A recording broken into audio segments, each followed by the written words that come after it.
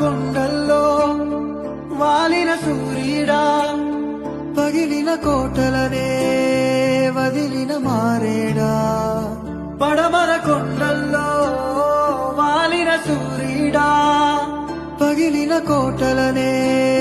వదిలిన మారేడా